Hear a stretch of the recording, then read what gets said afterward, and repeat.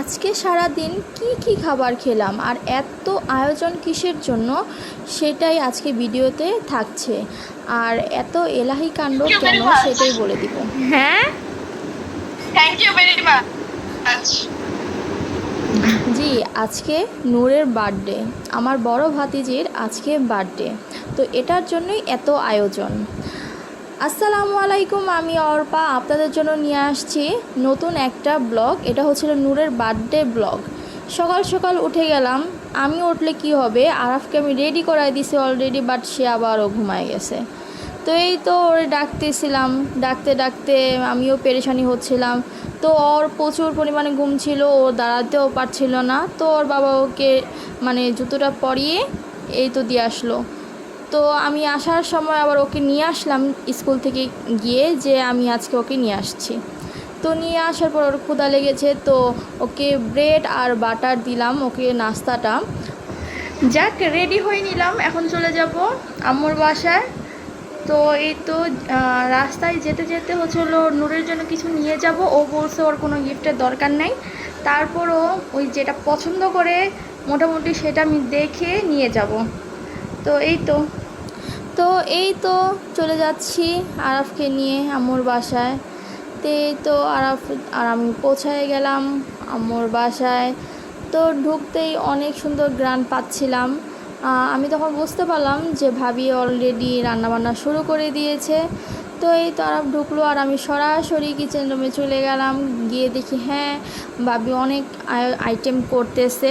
গরুর মাংস বসায় দিয়েছে, আর হচ্ছিল এখানে কোয়েল পাখি রোস্ট করবে, তো সেটাই আয়োজন করছে। আর হচ্ছিল ভাবি লাইভ করতেছিল, ভাবির কিন্তু একটা পেজ আছে। অনেক আয়োজন চলছে নূরের জন্য, মানে সেটাই না, আজকে অনেক খাবার, অনেক আয়োজন। আপনারাও যারা দেখবেন অবশ্যই কার কার একটু লোভ লাগছে খেতে, অবশ্যই কমেন্ট করে জানাবেন। তো এই তো আমি আবার একটু পর দেখলাম যে ভাবি হচ্ছিল মুরগি মাংস রান্না করতেছে, আর গরুটা প্রায় হয়েই গেছে। তো এই তো ভাবি আয়োজন করতেছে, আর আমি হচ্ছিল ঘুরে ঘুরে দেখলাম। এখন ভাবি হচ্ছে সব কিছু সার্ভ করবে, তো সেটা আমি একটু আগায় দিতেছিলাম। আর হলো সালাদ বানানো হয়নি, সব কিছু হয়ে গেছিলো, তো সালাদটা ভাবলাম আমিই বানাই। তো এই তো সালাদটা আমি হলো বানিয়ে নিচ্ছি। আসলে আয়োজন অনেক কিছুই রান্না করা যায়, কিন্তু এই গরমে এত আয়োজন করা আসলে এটা টাফ ব্যাপার।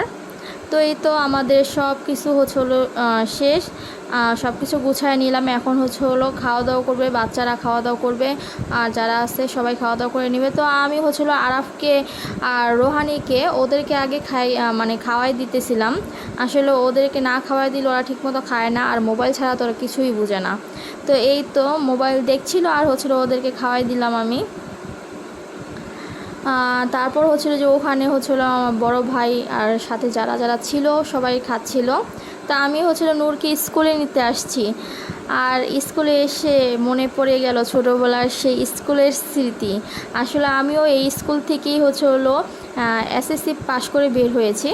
তো নূরের জন্য অপেক্ষা করতেছিলাম, আর ওর জন্য অপেক্ষা করতে দাঁড়িয়েছিলাম। এই তো এসে পড়ছে। তো আমি আর নূর এসে পড়লাম বাসায়, যাচ্ছিলাম।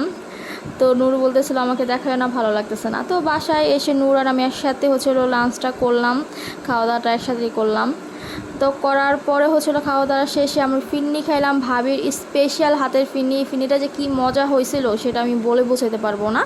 আর এই তো আইসক্রিম, এটা স্ট্রবেরি না, এটা ব্লুবেরি ফ্লেভারের আইসক্রিমটা। খুবই মজা ছিল। যারা একটু টক টক ফ্লেভারের আইসক্রিমটা পছন্দ করেন তারা কিন্তু এটা খেতে পারেন, এটা খুবই মজা ছিল। তো এই তো নূরের পছন্দের ওর চকলেটগুলো আমি ওকে দিলাম।